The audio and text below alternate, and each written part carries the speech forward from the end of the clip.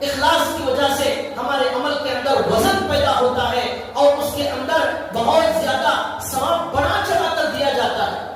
لکھا ہے کہ ایک بادشاہ تھا، اس نے ایک بہت بڑی عالیشان مسجد بنائی۔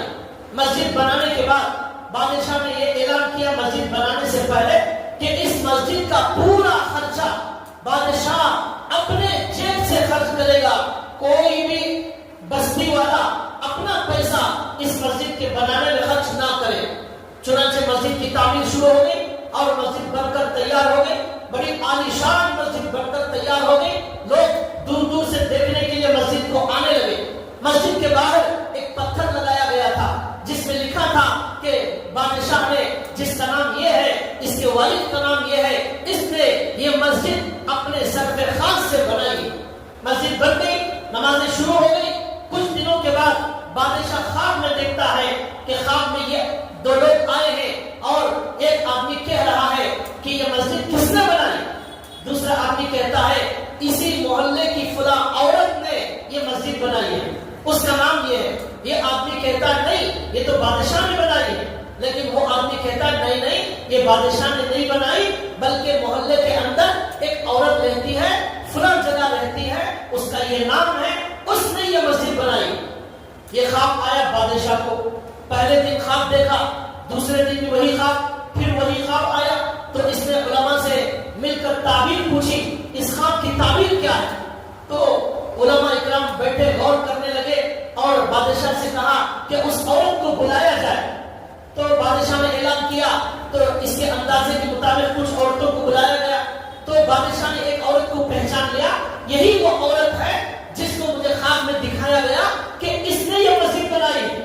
اس عورت کے بارے میں معلوم ہوا وہ جھوپڑی میں رہتی ہے، اس کے پاس کھانے کے لیے بھی دو روٹی موجود نہیں ہے، کوئی کبھی ملتا ہے تو کھا لیتی ہے، نہیں تو کبھی ادھر ادھر سے پڑوسیوں سے مانگ کر کھا لیتی ہے، وہ یہ مسجد بنانے والی ہے۔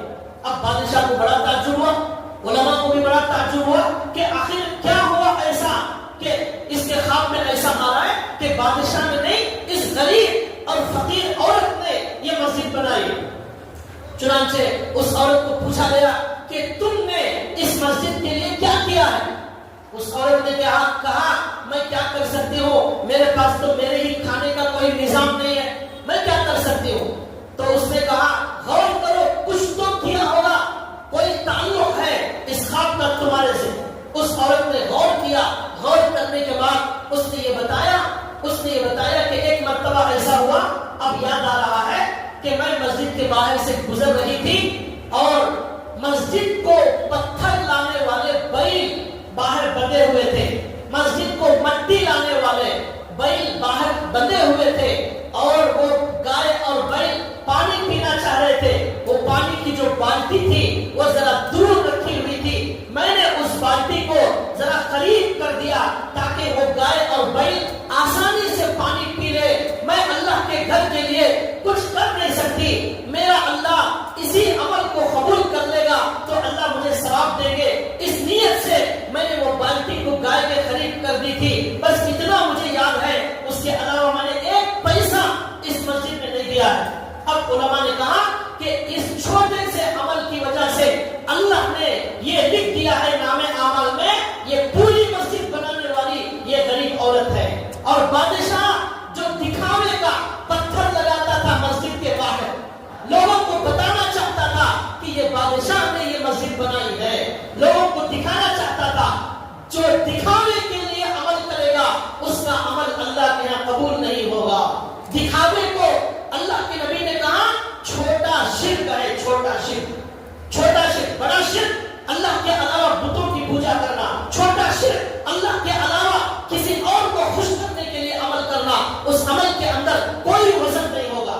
اب بادشاہ نے کہا واقعی میرے سے غلطی ہو گئی، یہ پتھر لگا کر میں نے پورا عمل میرا برباد کر لیا، اور یہ عورت صرف گائے کو پانی پلا کر اس نے پورا ثواب اپنے نام اعمال میں لے لیا۔ تو بھائیو، اللہ کی نظر میں کوانٹٹی نہیں دیکھی جاتی، کوالٹی دیکھی جاتی ہے، عمل کی کوالٹی۔